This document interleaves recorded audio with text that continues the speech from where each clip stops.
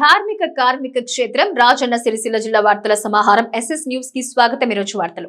విద్యుత్ వినియోగదారులను ఉత్పత్తిదారులుగా మార్చేందుకు జర్మనీకి చెందిన ప్రతినిధులు ఈ రోజు రాజన్న సిరిసిల్ల జిల్లాలో పర్యటించారు. సెస్ పరిధిలో పలు సబ్ స్టేషన్లను పరిశీలించారు. జర్మనీకి చెందిన ఒక స్వచ్ఛంద సంస్థ సిరిసిల్లలో సోలార్ ప్లాంట్ ఏర్పాటుకు ముందుకు రాగా దానికి సంబంధించిన ప్రతినిధి సిరిసిల్లలో పర్యటించారు. మరోవైపు జర్మనీ ప్రభుత్వ పరిధిలో వ్యవసాయ శాఖ మంత్రిత్వ శాఖ నుంచి ప్రతినిధులు ఇక్కడ పర్యటించారు. సిరిసిల్ల వెములవాడలో పలు మండలాలను పరిశీలించారు. వ్యవసాయ కొత్త ఉత్పత్తులపై అడిగి తెలుసుకున్నారు.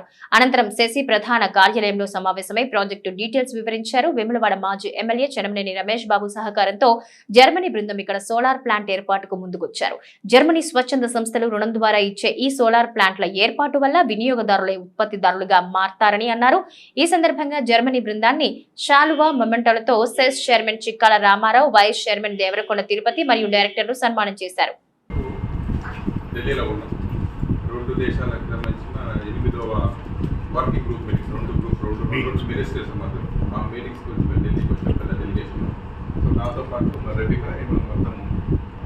German federal ministry agriculture ministry వచ్చిందామె.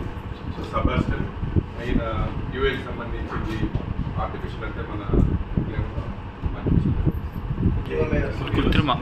మేధస్సు మీద వ్యవసాయ ఉత్పత్తిలో కొత్త మార్పులు ఎలా తీసుకురావాలి, వాతావరణ తగ్గట్టు ఎలా చేయాలని ప్రశ్న చేస్తున్నాం. సో మా పౌర ఢిల్లీ నుంచి నేను కూడా అక్కడే పనిచేస్తాను. సో ఇక్కడ మార్కెట్ ఈయన కూడా జర్మన్ ఫెడరల్ మినిస్ట్రీ నుంచి వచ్చిండు. సో స్వెన్ ఆయా క్యాన్ చెప్పుకున్నాను చెప్పింది స్వెన్ చెప్పినాను.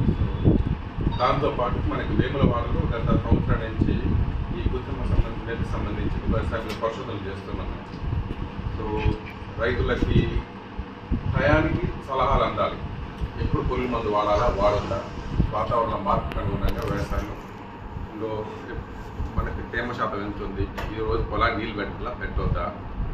మనం అందరూ మీకు తెలిసినంత నాకు తెలియదు వ్యవసాయం గురించి, వ్యవసాయం చదువుకున్నాను. బట్ మనం ఏంటంటే ఇంకో రైతు చేస్తున్నట్టు ఇంకో రైతు చూసి ఫాలో అయిపోతుంటాం. ఆయన ఇది చేసి మనం కూడా ఇది చేద్దామని పద్ధతి. అట్లా కాకుండా మూస పద్ధతులు పోకుండా మనకు డేటా వచ్చి దాని ప్రకారం ఎప్పుడు ఏ చెట్టుకి ఎంత నీళ్ళు పెట్టాలి అంతే పెట్టాలి. మనకు కూడా ఏది ఎక్కువ తీసుకున్నా అంటే రైతు పొలానికి కూడా అట్నే దాని మీద పరిశోధనలు చేస్తున్నాం. 3 కార్ల మీద పరిశోధన చేస్తున్నాం. మన ఖరీఫ్లు అయిపోయింది, ఇప్పుడు రబీ చేస్తున్నాం, మళ్ళీ ఖరీఫ్లు చేసాం. దాని తర్వాత రైతులకు సలహాలు మన లోకల్ గవర్నమెంట్ ద్వారా సలహాలు ఇస్తారన్నమాట. అది మేము చేస్తున్నాం. సో జర్మన్లో రమేష్ గారితో స్వెన్ కలవడం జరిగింది. ఇట్లా మేము సోలార్ ప్యానల్ మీద పనిచేస్తున్నాం. అంటే రమేష్ గారు ఉన్నారు, మాకు ఇక్కడ సెస్ ఉంది, చాలా పెద్ద చరిత్ర ఉన్నది, వన్ ఆఫ్ ద చాలా సక్సెస్ఫుల్ కోఆపరేటివ్ ఉన్నది. మేము అంతా ప్రొడ్యూసర్స్ కాబట్టి మేము ప్రొడ్యూసర్స్ కూడా మారాలనుకుంటున్నాం. సోలార్ ప్యానల్స్ మా దగ్గర తీసుకురాండి అని అడిగినప్పుడు ఆ సలహాల మేరకు మేము రామారావు గారిని మాట్లాడుకుంటున్నాం, రమేష్ గారు. సో దాని గురించి ప్రతిపాదనని గవర్నమెంట్కి పెట్టడం జరిగింది. దాంతోపాటు కేఎఫ్డబ్ల్యూ అని చెప్పేసి జర్మన్ డెవలప్మెంట్ బ్యాంక్ ఉంది, దానికి నేషనల్ మన ఇండియన్ గవర్నమెంట్ కూడా ప్రపోజల్ పెట్టి ఈ కోఆపరేటివ్లో మీరు కన్జ్యూమర్సే కాదు మీరు కూడా ప్రొడ్యూసర్స్గా మీరు కూడా చేయాలని చెప్పేసి ఆలోచనలో రానున్నారు. ఆ ఉద్దేశించి మాట్లాడతాం వచ్చేద్దాం జర్మన్ నుంచి. అది క్లుప్తంగా తెలుస్తుంది. సో మీ అందరి సహకారం కావాలి, మీ అందరి సహకారంతో గవర్నమెంట్ సహకారంతో ఇది రావాలని మనస్ఫూర్తి కోరుకుంటాం. సో వారు కూడా సలహాలు ఇచ్చారు, వారు కూడా డైరెక్షన్ చేశారు. సో నేను పేరు మర్చిపోయాను, ఇంకో ఉన్నారు కదా ఎంపీ శ్రీధర్ గారికి డైరెక్షన్ ఇవ్వడం జరిగింది. సో వీ విల్ ఆ డైరెక్షన్లో మోస్ట్ త్వరలోనే సలహా ఏ హామీలైతే ఇచ్చి అధికారంలోకి వచ్చిన కాంగ్రెస్ హామీలు నెరవేర్చకుండా కాలయాపన చేస్తుందని, వాటిని పూర్తి స్థాయిలో అమలు చేసేంత వరకు బీఆర్ఎస్ పార్టీ కాంగ్రెస్ పార్టీని ప్రజాక్షేత్రంలో నిలదీస్తామని బీఆర్ఎస్ పార్టీ జిల్లా అధ్యక్షులు తోట ఆగయ్య ముస్తాబాద్ మండల కేంద్రంలో అన్నారు. ముస్తాబాద్ పట్టణ కేంద్రంలోని బీఆర్ఎస్ పార్టీ మండల కార్యాలయంలో ఏర్పాటు చేసినటువంటి మీడియా సమావేశంలో మండల నాయకులతో కలిసి తోట ఆగయ్య అన్నారు. బీఆర్ఎస్ పార్టీ ఆవిర్భవించి 25 వసంతాలు కావస్తున్న తరుణంలో ఏప్రిల్ 27వ తేదీన వరంగల్లో భారీ బహిరంగ సభ నిర్వహిస్తున్నట్టు తెలిపారు. ఆ బహిరంగ సభను విజయవంతం చేసే దశలోనే ఈ నెల 23వ తేదీన కరీంనగర్ వి కన్వెన్షన్ లో మాజీ మంత్రివర్యులు పార్టీ వర్కింగ్ ప్రెసిడెంట్ కేటీఆర్ నేతృత్వంలో పార్టీ కార్యకర్తల సన్నాహక సమావేశాన్ని నిర్వహిస్తున్నట్టు తెలిపారు. ఈ సమావేశానికి మండలంలో పార్టీ ప్రజా ప్రతినిధులు, నాయకులు, కార్యకర్తలు, అభిమానులు పెద్ద ఎత్తున తరలి రావాలని సూచించారు. 420 హామీలిచ్చి అధికారంలోకి వచ్చిన కాంగ్రెస్ పార్టీ ఇచ్చిన హామీలు నెరవేర్చడంలో పూర్తిగా విఫలమైందని ఆరోపించారు. అలాగే ముఖ్యమంత్రి రేవంత్ రెడ్డి తన స్థాయిని మరిచి దిగజారిన మాటలు మాట్లాడుతున్నారని పేర్కొన్నారు. అంతేకాకుండా అబద్దాల ముఖ్యమంత్రిగా రాష్ట్రంలో రేవంత్ రెడ్డి పేరు తెచ్చుకుంటున్నాడని వెల్లడించారు. ఏ కార్యక్రమం చేపట్టిన మాజీ ముఖ్యమంత్రి కేసీఆర్ పేరు తలవకుండా ఉండలేకపోతున్నారని వెల్లడించారు. రాష్ట్ర ప్రజలకు ఇచ్చిన హామీలు నెరవేర్చేంత వరకు గులాబీ సైనికులు ప్రజాక్షేత్రంలో పోరాడతామని, అవసరమైతే కాంగ్రెస్ పార్టీ నేతల్ని గ్రామాల్లో తిరగనీయమని హెచ్చరించారు. ఈ సమావేశంలో మండల అధ్యక్షులు బోంపల్లి సురేందర్రావు, మాజీ రైతు బంధు సమితి అధ్యక్షులు కల్వకుంట్ల గోపాలరావు, మాజీ ZP cooption MD Sarwar Pasha, పట్టణ అధ్యక్షులు ఎద్దండి నరసింహారెడ్డి, అంతర్జాతీయ హెచ్ఆర్సీ మెంబర్ జహంగీర్, నాయకులు శీలం స్వామి, మనోహర్, భరత్, నల్ల నరసయ్య, కోడె శ్రీనివాస్, పరిధిపేట వెంకటేష్ తదితరులు కలరు. గౌరవనీయులైన కేటీఆర్ గారు ఇచ్చే సలహాలు సూచనలు తీసుకొని 27వ బహిరంగ సభకు మహాసభకు అందరం కూడా సన్నద్ధమైదాం. కాబట్టి సమయానుకూలంగా వచ్చేసి ఆదివారం నాటి సమావేశాన్ని విజయవంతం చేయాల్సిందిగా గౌరవ పార్టీ ప్రతినిధులు ముఖ్య నాయకులందరినీ కూడా పేరు పేరున కోరుతాము. మొన్నటి బడ్జెట్ మా ఊళ్ళో ఒక ఆయన పేరు ఊకే అబద్ధాలు ఆడుతుండే. ఆయన పేరు పక్కన అబద్ధాల ఫలానా పేరు అని అందు. అట్లాగే రాష్ట్రంలో అధికారంలోకి వచ్చిన నుంచి కూడా రేవంత్ రెడ్డి ఏనాడు కూడా నిజం చెప్పలేదు. యనుమల రేవంత్ రెడ్డి కాకుండా అబద్ధాల రేవంత్ రెడ్డిగా ఆయన పేరు ఈ రాష్ట్రంలో చరిత్రలో నిలిచిపోనున్నది. అబద్ధాలు చెప్పి అధికారంలోకి వచ్చిండు. కాంగ్రెస్ పార్టీ కళ్ళబొల్లి మాటలు చెప్పి అమలు కాని హామీలు ఇచ్చి 420 హామీలు 6 గ్యారెంటీలు ఇచ్చి ఈ రాష్ట్రంలో అధికారంలోకి వచ్చిన కాంగ్రెస్ పార్టీ ఇలా ఆడబిడ్డలను మోసం చేసింది. ఇలా బంగారం ఇస్తాం కళ్యాణ లక్ష్మితో పాటు అని చెప్పేసి ప్రతి ఆడబిడ్డకు ఇంటింటికి 2500 రూపాయలు ఇచ్చి ప్రతి ఆడబిడ్డకు గౌరవంగా కుటుంబాన్ని సాగే పరిస్థితి తీసుకొస్తానని చెప్పి అధికారంలోకి వచ్చింది కాంగ్రెస్ పార్టీ. ఆ హామీని మర్చిపోయారు. చేయని ప్రతి పనిని కూడా ఆ నిందను ఇలా గత ప్రభుత్వం పైన, బీఆర్ఎస్ పార్టీ పైన, గౌరవనీయులు కేసీఆర్ గారి పైన నిందను మోపుతూ కేసీఆర్ గారి పేరు తీయకుండా, కేసీఆర్ గారి పేరు ఉచ్చరించకుండా రోజు ఎలాంటి సమావేశమైనా, అధికారిక సమావేశమైనా, అభివృద్ధి సమావేశమైనా, అనాధికారికమైన సమావేశమైనా కానీ కేసీఆర్ గారిని తిట్టడమే ఎజెండాగా పెట్టుకున్న రేవంత్ రెడ్డి ప్రజలలో ముఖ్యమంత్రి అనే స్థాయిని పోగొట్టుకున్నాడు. ఏ ప్రజలను కదిలించినా కానీ, ఏ ఆడబిడ్డలను కదిలించినా, ఏ రైతన్నలను కదిలించినా, ఏ నేతన్నలను కదిలించినా, యువతను కదిలించినా, మా విద్యార్థులను కదిలించినా కానీ రేవంత్ రెడ్డి గారి గురించి ఒక మంచి భాషలో మాట్లాడే పరిస్థితి ఇలా తెలంగాణ రాష్ట్రంలో లేదు, మన జిల్లాలో కూడా ఎక్కడ లేదు. ప్రజలలో అత్యంత చులకనైన మనిషి, ప్రజలలో అత్యంత తక్కువ స్థాయికి, అధమ స్థాయికి దిగజారిన నేత ఎవరైనా ఉన్నారంటే ఇలా రేవంత్ రెడ్డి. కాబట్టి ఒక వార్డు మెంబరు స్థాయి కంటే కూడా అంటే తక్కువ స్థాయికి ముఖ్యమంత్రి స్థాయిని అనేది మర్చిపోయి ఇలా ఒక వార్డు సభ్యులు కూడా గ్రామంలో గౌరవంగా మాట్లాడతారు. ఒక ఎంపీటీసీ గారు కూడా గౌరవంగా మాట్లాడతారు. ఒక జెడ్పీటీసీ గారు కూడా గౌరవంగా మాట్లాడతారు. అట్లాంటిది ఒక ముఖ్యమంత్రి స్థాయి వ్యక్తి అంటే స్థాయిని మరిచి ఒక నీచమైన, హేయమైన భాషను ఉపయోగించి ఎల్లల్లా ప్రజలలో చులకైన వ్యక్తి ఎవరైనా ఉన్నారంటే రేవంత్ రెడ్డి. కాంగ్రెస్ పార్టీ కళ్ళబల్లి మాటలు చెప్పి ఏవైతే హామీలు ఇచ్చిందో, ఏవైతే హామీలు నెరవేర్చలేక ఇలా ఆ నిందలని బీఆర్ఎస్ పార్టీ మీద వేస్తూ ఉందో బరాబర్ ప్రజాక్షేత్రంలో నిలదీస్తాం. కాంగ్రెస్ పార్టీ నాయకులకు భవిష్యత్తులో గ్రామాల్లో, ప్రజలలో, పట్టణంలో తిరిగే పరిస్థితి లేకుండా ఉన్నది. వాళ్ళు ఇచ్చిన హామీలు నెరవేర్చేదాకా మా రైతన్నల వెంబడ, మా ఆడబిడ్డల వెంట, మా విద్యార్థుల వెంట, మా ఉద్యోగుల వెంట బరాబర్ భారత రాష్ట్ర పార్టీ నాయకత్వం వారి అండగా ఉంటుంది. ఈ కాంగ్రెస్ పార్టీ ఇచ్చిన హామీలు నెరవేర్చే వరకు, ఈ కాంగ్రెస్ పార్టీ ఇచ్చిన గ్యారంటీలను అమలుపరిచే వరకు కూడా ప్రజల వెంట ఉండి పోరాడుతుందని చెప్పేసి నేను తెలియజేస్తూ ఉన్నా. మా పార్టీ నాయకులు అట్లాగే మా పార్టీ కార్యకర్తలను కూడా కాంగ్రెస్ ప్రభుత్వం ఇబ్బందులను పెడతా ఉన్నది. అట్లాగే పోలీస్ కేసులు పెట్టి నిర్బంధాలను పెంచుకుంటా జైళ్లలో వేస్తూ ఉన్నారు. దేనికి భయపడేది లేదు. నిర్బంధాలు బీఆర్ఎస్ పార్టీకి కొత్త కాదు, అరెస్టులు కొత్త కాదు, జైళ్ళు కొత్త కాదు, పోలీస్ స్టేషన్లు కొత్త కాదు. బరాబర్ ఎదుర్కొంటాం. ఇంతకు 4 గంటలు కూడా ప్రజల చేతిలో మీకు శిక్ష తప్పదు. రాబోయే రోజులలో హామీలు నెరవేర్చన్నాడు, గ్యారంటీలు ఇవ్వన్నాడు. మీరు ప్రజలల్లో కనిపించరు. మరుగున పడిపోయే పార్టీ కాంగ్రెస్ పార్టీ. కనుమరుగైపోయే పార్టీ కాంగ్రెస్ పార్టీ అని చెప్పి చెప్తా ఉన్నాను. తప్పకుండా బీఆర్ఎస్ పార్టీ నాయకులకు కావచ్చు, మా అన్నదమ్ములకు ఎలాంటి ఇబ్బంది వచ్చినా, ఎలాంటి అవాంతరాలు ఏర్పడినా కానీ పార్టీ అండగా ఉంటుంది. తప్పకుండా అందరిని ఆదుకుంటాం, అందరినీ కలుపుకొని, అందరినీ సమాయత్తం చేసుకొని కాంగ్రెస్ పార్టీ పైన పోరాటం చేస్తామని చెప్పేసి నేను తెలియజేస్తా ఉన్నాను. ఎల్లారెడ్డిపేట మండల భారతీయ జనతా పార్టీ అధ్యక్షులు తిరుపతి రెడ్డి ఆధ్వర్యంలో ఒకే దేశం ఒకే ఎన్నికపై కార్యకర్తలకు దిశానిర్దేశం చేశారు. ఎల్లారెడ్డిపేట మండలం కేంద్రంలో బీజేపీ కార్యకర్తలకు ఒకే దేశం ఒకే ఎన్నిక కార్యక్రమంపై అవగాహన సదస్సు నిర్వహించారు.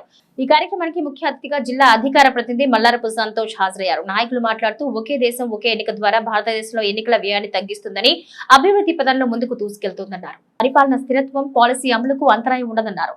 ఆర్థిక వృద్ధి, ఓటింగ్ శాతం పెంచుకోవడం, ఆర్థిక నిర్మాణమైన సంస్కరణలు ఎన్నికల ఖర్చుల్లో అవినీతిని తగ్గిస్తుందన్నారు. ఈ కార్యక్రమంలో చందుపట్ల లక్ష్మారెడ్డి, మద్దుల బుగ్గారెడ్డి, కంచర్ల పరశురాములు, కోనేటి సాయిలు, పూర్ణిమ, శ్రవంతి, సంగీత, నంది, నరేష్, శరత్ రెడ్డి, సత్యం రెడ్డి, గణేష్, యాదగిరి, సోము కుమార్, గడ్డం రవి, కృష్ణ, హరి తదితరులు పాల్గొన్నారు. తర్వాత వ్యాపార వర్గాల వారు ఉన్నారు. ఇప్పుడు మనం ఎక్కడికైనా వ్యాపార వర్గాల వారు ఎక్కువ మొత్తంలో ఉండడం జరుగుతుంది కాబట్టి వాళ్ళకి అవగాహన కల్పించడం. తర్వాత నాలుగవది, మనం ఏ అంశాన్ని ప్రజల్లోకి తీసుకుపోవాలన్నా మనకు ముఖ్యంగా ఉపయోగపడేది ఏంటంటే సోషల్ మీడియా ద్వారానే మనం ఏ అంశాన్ని తీసుకుపోవాలన్నా కూడా ప్రజల్లోకి ఎక్కువ మొత్తంలో రీచ్ కావడానికి సోషల్ మీడియా ద్వారా అవకాశం ఉంటుంది కాబట్టి సోషల్ మీడియాను ఉపయోగించుకోవడం 4వ అంశం. తర్వాత 5వ అంశం, స్థానిక సంస్థలు, లోకల్ బాడీస్ ఉంటాయి, వార్డు మెంబర్స్ ఉంటారు, ఎంపీటీసీలు ఉంటారు, సర్పంచులు ఉంటారు, తర్వాత మున్సిపల్ కౌన్సిలర్లు ఉంటారు, మేయర్లు ఉంటారు. వాళ్ళ ద్వారా కూడా వాళ్ళకి అవగాహన కల్పించడం వల్ల వాళ్ళు కూడా ప్రజల్లోకి అవగాహన కల్పించడానికి ఈ 5 అంశాలను తీసుకోవడం జరిగింది. ఈ 5 అంశాల ద్వారా మనము అవగాహన కల్పించినట్లయితే తొందరగా ప్రజల్లోకి రీచ్ కావడానికి అవకాశం ఉంటుంది. ఒకటేమో స్టూడెంట్స్ కానీ యూత్ మీటింగ్స్ కానీ అదొకటి, తర్వాత ఇంటెలెక్చువల్ ద్వారా కానీ, సోషల్ మీడియా ద్వారా కానీ, వ్యాపార వర్గాల ద్వారా కానీ, లోకల్ బాడీస్ ద్వారా. ఈ 5 అంశాలలో ఏ అంశం మీకు అనువుగా ఉంటే ఆ అంశాల ద్వారా ప్రజల్లోకి చేసుకోవడానికి అవకాశం ఉంటుంది. అంటే ఏ విధంగానైనా మనం దీని యొక్క ప్రధాన ఉద్దేశం ఏంటంటే ప్రజల్లోకి రీచ్ కావాలి. ఇది 1 నేషన్ 1 ఎలక్షన్ అనేది కొంతమంది ఏం చేస్తున్నారు, ఇది చేయడం వల్ల భారతీయ జనతా పార్టీకి లాభం అని చెప్తున్నారు. ఎందుకంటే కేంద్రంలో వాళ్ళే ఉన్నారు, రాష్ట్రంలో కూడా అధికారంలోకి రావడానికి ఇది ఒక ఎత్తుగడ అని చెప్పడం జరుగుతుంది. దానికి ఒకటే ఎగ్జాంపుల్ చెప్పండి. ఇప్పుడు స్వాతంత్రం వచ్చి నుంచి కేంద్రానికి రాష్ట్రానికి ఎలక్షన్ జరుగుతున్న రాష్ట్రం ఏదైనా ఉందంటే అది ఒడిశా రాష్ట్రం ఉంది. దాదాపు 30 సంవత్సరాల నుంచి అది కేంద్రంలో రాష్ట్రంలో ఒకేసారి ఎలక్షన్ జరుగుతుంది. మరి అక్కడ ఒడిశాలో 30 సంవత్సరాల నుంచి ఎవరు అధికారంలో ఉన్నారు? అక్కడ ప్రాంతీయ పార్టీ నవీన్ పట్నాయక్, ఆయనే అధికారంలో ఉన్నాడు. రీసెంట్గా మనం మొన్న అధికారంలోకి రావడం జరిగింది, అక్కడ కూడా బీజేపీ అధికారంలోకి వచ్చింది. అంతకుముందు 30 సంవత్సరాల నుంచి అక్కడ రాష్ట్ర ప్రభుత్వమే ఉంది, కానీ మరి అక్కడ కూడా జమిలీ ఎన్నికలు జరుగుతున్నాయి. ఫస్ట్ నుంచి కొన్ని రాష్ట్రాల్లో డిస్టర్బ్ అయింది, కానీ అక్కడ డిస్టర్బ్ కాకుండా 30 సంవత్సరాల నుంచి అక్కడ కేంద్రానికి రాష్ట్రానికి ఒకేసారి ఎన్నికలు జరుగుతున్నాయి. జరిగినప్పుడు మరి అక్కడ బీజేపీ వచ్చింది. అన్ని రోజులు 30 సంవత్సరాల నుంచి నవీన్ పట్నాయకే పాలిస్తుంది. మొన్న రీసెంట్గా మాత్రమే మొన్న 1 ఇయర్ కింద మనం అక్కడ కేంద్రంలో రాష్ట్రంలో అధికారంలోకి రావడం జరిగింది. ఈ విధంగా ఇంతకుముందు తీసుకుంటున్నట్లయితే మన ఉమ్మడి ఆంధ్రప్రదేశ్లో కూడా, తెలంగాణ ఆంధ్రప్రదేశ్లో కూడా కేంద్రానికి రాష్ట్రానికి ఒకే ఎన్నికలు జరిగింది. మరి అక్కడ అప్పుడెవరు వచ్చిండ్రు? ఇక్కడ రాష్ట్ర ప్రభుత్వమే రావడం జరిగింది. కానీ ఇది వాళ్ళు ప్రతిపక్షాలు చేసే మనం విమర్శలను ఈ విధంగా తిప్పికొట్టడానికి అవకాశం ఉంది. తర్వాత ప్రధానంగా మనం ప్రజలకు తీసుకుపోయేది ఏంటంటే, ఒకటి ఆర్థిక భారం. గవర్నమెంట్ లెక్కల ప్రకారం 1,35,000 ఖర్చు అవుతుంది. అనఫీషియల్గా ఇప్పుడు ప్రాంతీయ పార్టీలు ఏం చేస్తున్నాయి, ఒక ఓటును కొనడానికి ఓటుకు పైసలు ఇవ్వడమా, వాళ్ళు చిన్న బోనాల గురుకుల పాఠశాలలో జరిగిన సంఘటన సభ్య సమాజం తల దించుకునేలా ఉందని, రాష్ట్ర వ్యాప్తంగా గురుకులాలను ఈ రాష్ట్ర ప్రభుత్వం గాలికి వదిలేసిందని బీజేపీ మహిళా మోర్చా జిల్లా అధ్యక్షురాలు వల్లం అన్నపూర్ణ అన్నారు. ఈ రోజు సిరిసిల్ల ప్రెస్ క్లబ్ లో ఏర్పాటు చేసిన విలేకరుల సమావేశంలో పల్లం అన్నపూర్ణ మాట్లాడుతూ, రాష్ట్ర వ్యాప్తంగా గురుకులాల్లో ఎన్నో సంఘటనలు జరుగుతున్నప్పటికీ రాష్ట్ర ప్రభుత్వం నిమ్మకు నీరెత్తినట్టు వ్యవహరిస్తుందన్నారు. చిన్న బోనాల గురుకుల పాఠశాలలో విద్యార్థినిపై కుక్క దాడి చేసి గాయపరిచిన ఘటనపై ప్రభుత్వం నుంచి ఎలాంటి స్పందన లేదన్నారు. గురుకులాల్లో చదివే విద్యార్థులకు రక్షణ కరువైందని, ఇప్పటికే పలు గురుకులాల్లో విద్యార్థులు పాము కాటుకు గురికాగా మరికొంతమంది విషాహారం తిని అస్వస్థతకు గురయ్యారని ఆరోపించారు. మేమంతా చిన్న బోనాల గురుకుల పాఠశాలను పరిశీలించడానికి వెళ్లగా మమ్మల్ని లోపలికి వెళ్లనివ్వకుండా ప్రిన్సిపల్ అడ్డుకున్నారని ఆరోపించారు. చిన్న బోనాల గురుకుల పాఠశాల విద్యార్థులు అనేక ఇబ్బందులు పడుతున్నారని, విద్యార్థులకు సరిపడా టాయిలెట్స్ లేవు, ఉడికి ఉడకని అన్నం పెడుతున్నారని అన్నారు. చివరికి విద్యార్థుల తల్లిదండ్రులను కూడా లోపలికి రాకుండా చెట్ల కిందే మాట్లాడి పంపిస్తున్నారన్నారు. రాష్ట్ర ప్రభుత్వం ఇప్పటికైనా కళ్లు తెరిచి గురుకులాల్లో నెలకొన్న సమస్యలను పరిష్కరించారని, లేకపోతే భారతీయ జనతా పార్టీ మహిళా మోర్చా ఆధ్వర్యంలో పెద్ద ఎత్తున ఆందోళన కార్యక్రమాలు చేపడతామని పల్లం అన్నపూర్ణ హెచ్చరించారు. ఈ కార్యక్రమంలో బీజేపీ మహిళా మోర్చా జిల్లా ఉపాధ్యక్షురాలు పండుగ మాధవి, జిల్లా కార్యదర్శి దుంపెన శ్రవంతి, పట్టణ అధ్యక్షురాలు వేముల వైశాలి, ఎల్లారెడ్డిపేట అధ్యక్షురాలు దాసరి పూర్ణిమ, కోనారావుపేట అధ్యక్షురాలు తీగల జయశ్రీ, వేములవాడ టౌన్ అధ్యక్షురాలు వెల్ది రాధిక, ఎల్లారెడ్డిపేట సీనియర్ నాయకురాలు బర్కం సంగీత, బీజేపీ మహిళా నాయకురాలు కర్నె హరీష్ షా తదితరులు పాల్గొన్నారు. మీడియా మిత్రులందరికీ, ప్రింట్ అండ్ ఎలక్ట్రానిక్ మీడియా మిత్రులందరికీ నమస్కారం.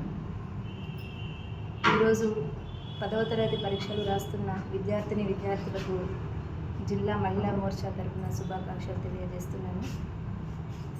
అలాగే మొన్న సాయంత్రం 4 గంటల ప్రాంతంలో సాంఘిక సంక్షేమ శాఖ గురుకుల పాఠశాలలో 5వ తరగతి చదువుతున్న అమ్మాయి సువర్ణ అనే పాపకి కుక్క కాటుకు గురైంది.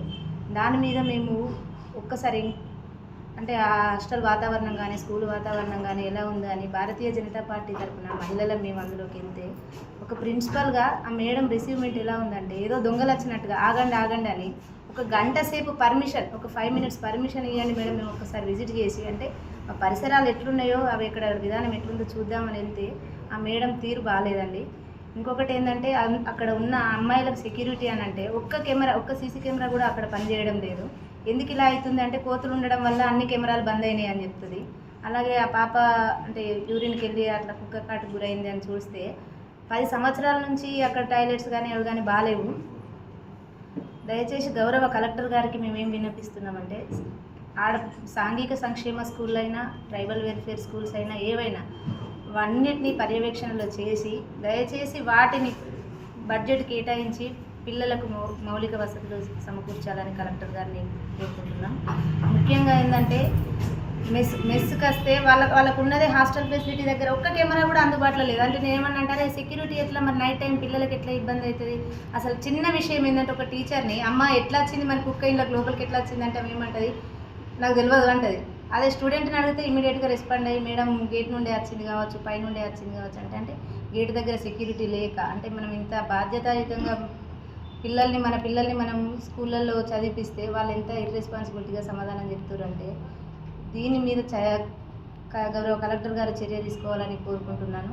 ముఖ్యంగా ఆ ప్రిన్సిపల్ మేడం అంటే మీడియా అంటే ఆమెకు అసలే రెస్పెక్ట్ లేదు. ఫస్ట్ టైం వాళ్ళు ఏమంటుందంటే ఆ మీడియాను నువ్వే ప్రెస్ ఏ మీడియా నువ్వు నీ ఐడి కార్డు చూపెట్టు, నీ ఐడి కార్డు అంటే ఆమెను ఒక ప్రెస్ మీడియా ఒక మహిళ అమ్మాయిని ఒక 100 times అడిగింది నీ ఐడి కార్డు అంటే ఫోన్లో చూపిస్తే నేను అలో చేయను అంటది. అంటే ఇర్రెస్పాన్సిబిలిటీగా అప్పటికప్పుడే ఎస్ఐ గారికి కాల్ చేయడం, పోలీసులను రమ్మనడం, ఏదో దొంగల్లాగా బిహేవ్ చేసింది తప్ప ఏదో మీరు పార్టీ నుంచి వచ్చిండ్రు మేము చూసి ఇట్లా మాట్లాడదాం పిల్లల గురించి మాట్లాడి వెళ్దామంటే కూడా మాకు ఆమె సహకరించలేదు.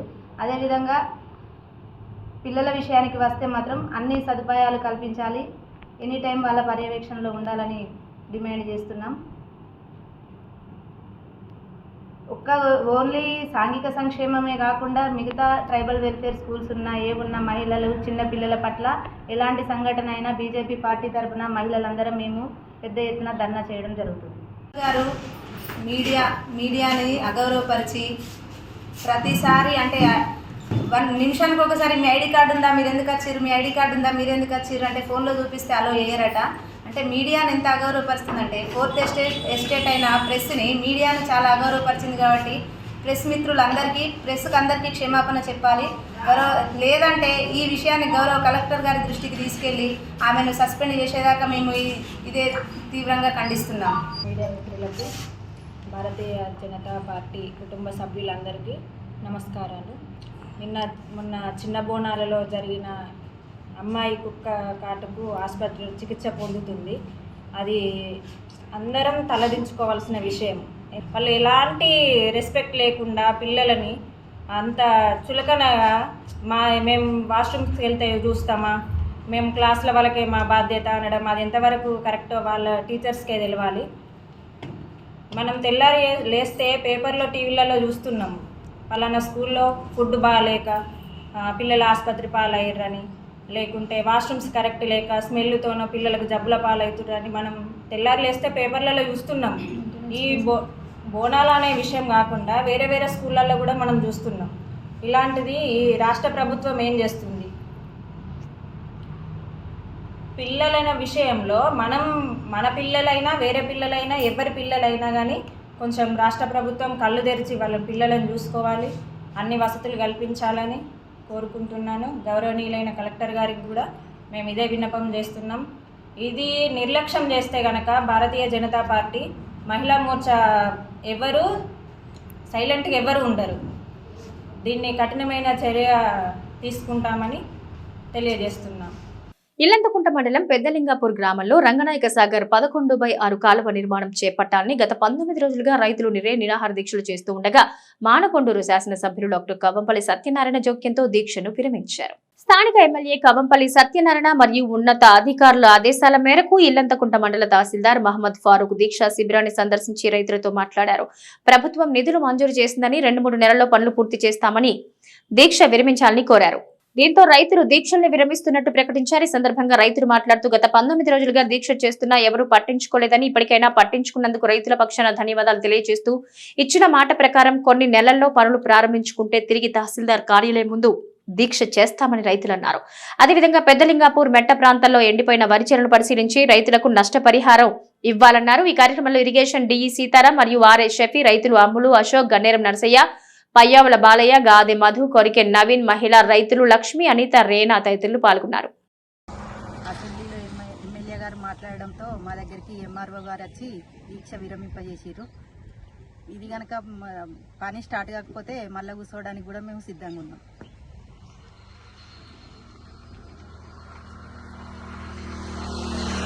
ఈ రోజుతో రంగనాయక సాగర్ కాలువ సాధన కమిటీ ఆధ్వర్యంలో 19 రోజులుగా రిలే నిరాహార దీక్ష చేస్తా ఉన్న రైతులందరికీ ఉద్యమాభిమానాన్ని తెలియజేస్తూ, అయితే దగ్గర 19 రోజుల నుంచి కూడా ఎలాంటి ఆదేశాలు రాలేదని చెప్పి ఈ రోజు వరకు ఏ అధికారులు రాలేదు.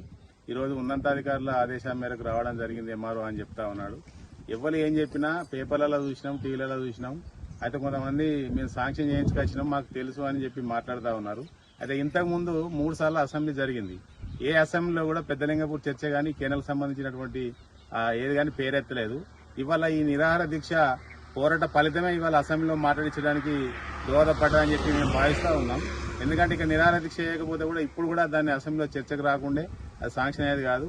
అది ఎవరి వల్ల అయింది అంటే ఇక్కడ రైతుల పోరాటం వల్లే సాధ్యమైందని చెప్పి తెలియజేస్తా ఉన్నాం. మరి 2-3 నెలల్లో కంప్లీట్ అవుతుందని చెప్పి గౌరవ తహసీల్దార్ గారు చెప్తా ఉన్నారు. ఆ 2-3 నెలల్లో కంప్లీట్ కాకపోతే ఇప్పుడు ఇక్కడ కూర్చున్న రైతులందరూ రేపు ఇదే కేనల్లోనా లేకపోతే తహసీల్దార్ గారి ఆఫీస్ ముందు దీక్ష చేయడం జరుగుతుందని చెప్పి తెలియజేస్తా ఉన్నాం. సిరిసిల్ల జిల్లా చేనేత వస్త్ర పరిశ్రమకు ప్రభుత్వం కేటాయించిన ఆర్డర్లను నిర్ణీత సమయంలో వస్త్ర ఉత్పత్తులు పూర్తి చేయాలని జిల్లా కలెక్టర్ సందీప్ కుమార్ ఝా అన్నారు.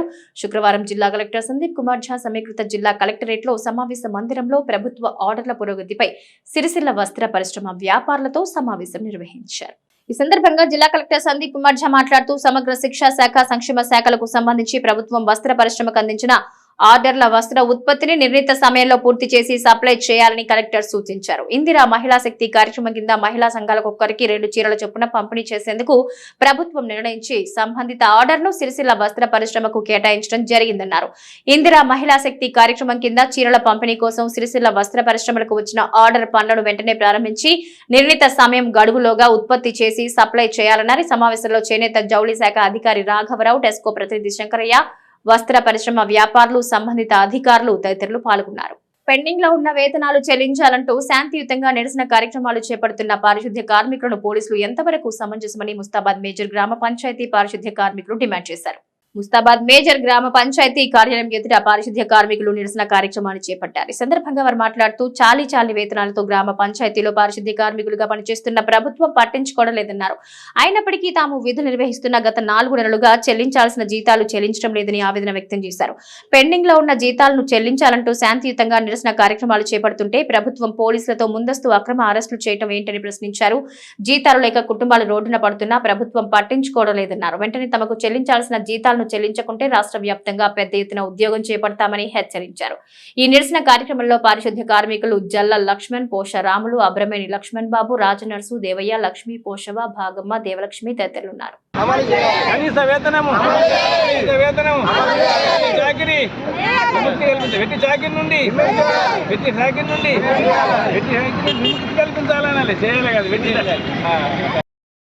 గ్రామ పంచాయతీ సిబ్బంది గత 4 నెలల జీతం లేదు. ఒక్కొక్క జీతం ఒక్కొక్క క్యాండిడేట్కు, ఒక టీచర్కు, ఎంప్లాయీకి 1,80,000 జీతం ఉంది. ఒక్కొక్కరికి గాలి అడ్డమైన పని చేసేవానికి 6,000 జీతం ఉన్నది.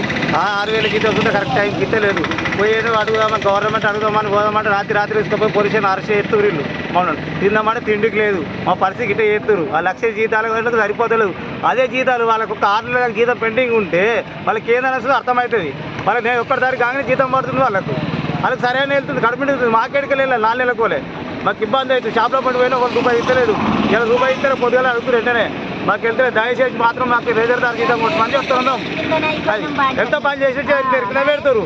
ఏమైనా కలెక్టర్ దగ్గరికి అయినా కలెక్టర్ ఏమంటాడు, ఎత్తపో జీతం అంటాడు. డిపో షాప్ నడితే ఎత్తపో అంటాడు. కార్యదర్శి అంటే ముస్తాబ్ కార్యదర్శి నడితే ఏమంటే చెక్ చేసి వచ్చినా తీసుకోపో అంటాడు. ఏమంటే పని చేస్తే ఏది లేకుండా మంది గారు అంటాడు జీతం అడిగితే. మరి గట్ల ఉంటారు ఎందుకు మేము?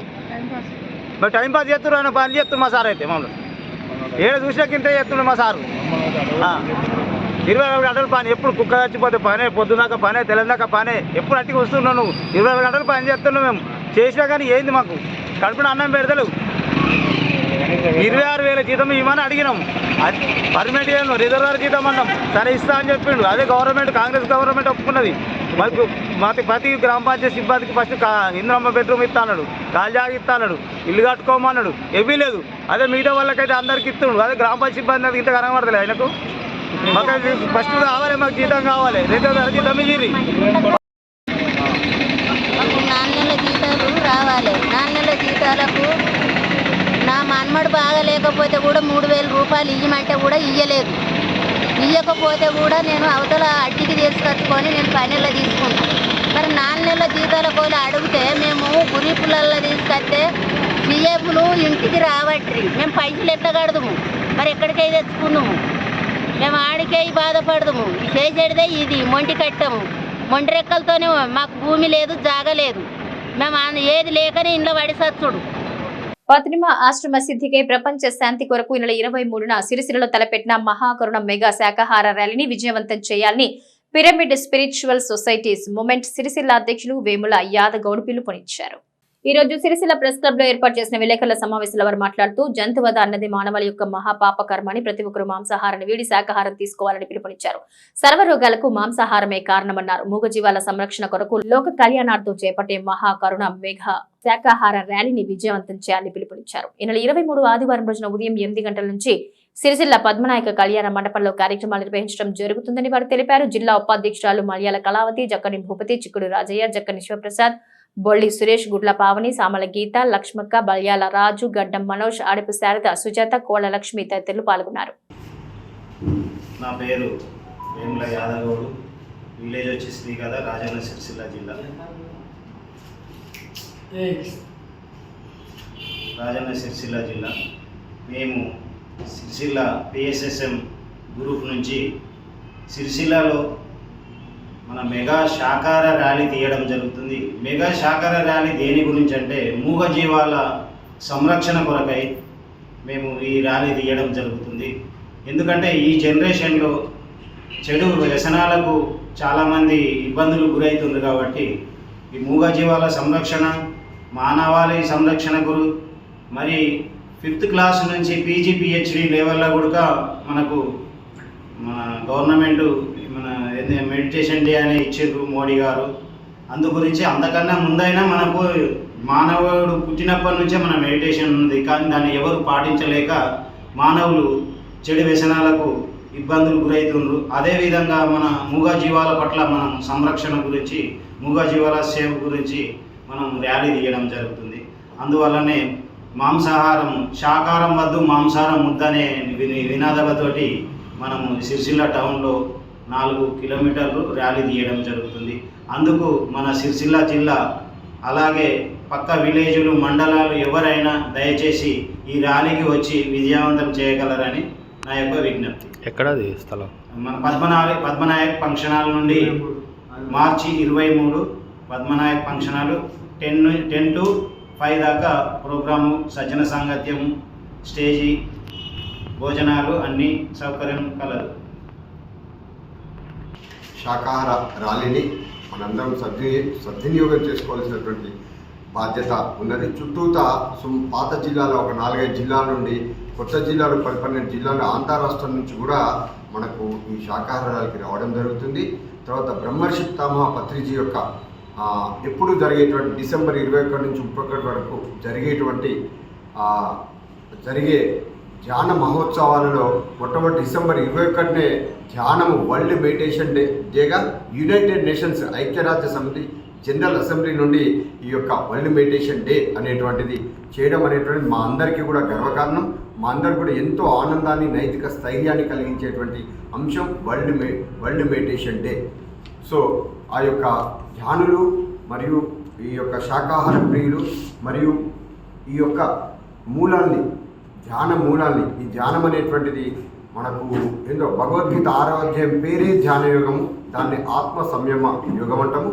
ఒక సైద్ధాంతిక నేపథ్యంతో అన్నింటినీ కలుపుకొని అన్ని నదులు వెళ్ళి సముద్రంలో కలిసినట్టు అన్ని ఆధ్యాత్మిక సంస్థల్ని మనం ఈ యొక్క పిఎస్ఎస్ఎం మూమెంట్కి ఇక్కడ ఉన్నటువంటి స్థానిక సంస్థ స్వాధ్యాయ పరివార్ అన్ని ఆధ్యాత్మిక సంస్థలు మేము ప్రజాపిత తర్వాత ఇస్కాన్ టెంపుల్ వాళ్ళందరినీ ఇదే సభాముఖంగా అందరినీ మేము మనస్పూర్వకంగా మా యొక్క పిఎస్ఎస్ మూమెంట్ సిరిసిల్ల వారు అందరినీ ఇదే రావాల్సిందిగా ఇదే మాకు ఆహ్వానం. ఒకే దేశం ఒకే ఎన్నిక ద్వారా భారత ప్రజాస్వామ్యాన్ని బలోపేతం చేస్తుందని బీజేపీ జిల్లా ప్రధాన కార్యదర్శి ఎర్రం మహేష్ పిలుపునిచ్చారు. ఈ రోజు సిరిసిల్ల జిల్లా పట్టణ బీజేపీ శాఖ అధ్యక్షులు నాగుల శ్రీనివాస్ ఆధ్వర్యంలో ఒకే దేశం ఒకే ఎన్నిక అనే అంశంపై అవగాహన సదస్సు నిర్వహించారు. ఈ కార్యక్రమానికి ముఖ్య అతిథులుగా బీజేపీ సీనియర్ నాయకులు ఎర్ర మహేష్ హాజరే మాట్లాడారు. భారతదేశ చరిత్రలో ఏ ప్రభుత్వాలు తీసుకుని సాహసోపేతమైన నిర్ణయాలు బీజేపీ నరేంద్ర మోడీ తీసుకున్నారన్నారు. దేశ ప్రజల చిరకాల వాంఛ అయిన అయోధ్య రామ మందిర నిర్మాణం నరేంద్ర మోడీ సంకల్పంతో పూర్తి చేసుకున్నామని అన్నారు. 111 తలాక్ విధానాన్ని తీసివేయడం జరిగిందన్నారు. దేశంలో నిరుపేదలందరూ సంపన్నులు చేసేందుకు అనేక పథకాలు ప్రవేశపెట్టిన మోడీ తాజాగా ఒకే దేశం ఒకే ఎన్నిక విధానాన్ని అమలు చేసేందుకు ముందుకొస్తున్నారన్నారు. దీనివల్ల జరిగే లాభాలు ప్రజలకు వివరించాల్సిన బాధ్యత ప్రతి కార్యకర్తపై ఉందన్నారు. ఈ కార్యక్రమంలో బీజేపీ నాయకులు ఆడ రవీందర్, మాన రామ్ ప్రసాద్, బొల్గం నాగరాజు, భాస్కర్, వైశాలి తదితరులు పాల్గొన్నారు. భారతదేశంలో 1 నేషన్ 1 ఎలక్షన్ యొక్క లక్ష్యంగా భారతీయ జనతా పార్టీ ప్రధానంగా ఈ దేశ ప్రధానమంత్రి మోడీ గారు తీసుకున్నటువంటి నిర్ణయంలో భాగంగా ఇలా ఎక్కడికక్కడ దేశవ్యాప్తంగా రాష్ట్ర వ్యాప్తంగా భారతీయ జనతా పార్టీ మరి కార్యకర్తలందరితో సమావేశాలు ఏర్పాటు చేసుకోవడం జరిగింది. ఈ యొక్క సమావేశం యొక్క ముఖ్య ఉద్దేశం ప్రపంచంలోనే అతిపెద్ద ప్రజాస్వామిక దేశమైనటువంటి భారతదేశంలో ఏ ఎన్నికల ద్వారా అయితే ఈ దేశాన్ని అన్ని రంగాలలో అభివృద్ధి చెందాలనేటువంటి లక్ష్యంతో మనం పెద్ద ఎత్తున గ్రామ స్థాయి నుంచి రాష్ట్ర స్థాయి నుంచి దేశ స్థాయిలో ఎన్నికలు జరుపుకుంటూ ఉన్నాము.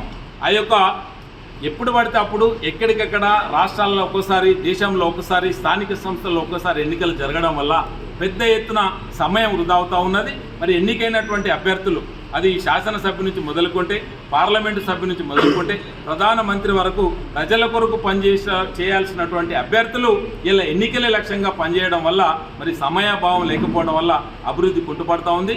అన్నిటికంటే ముఖ్యంగా దేశ సంపద అవినీతిమయం అయిపోతూ ఉన్నటువంటి లక్ష్యాన్ని పెద్ద ఎత్తున ఆలోచించి ఈ భారతీయ జనతా పార్టీ ఈ యొక్క నిర్ణయం తీసుకోవడం జరిగింది.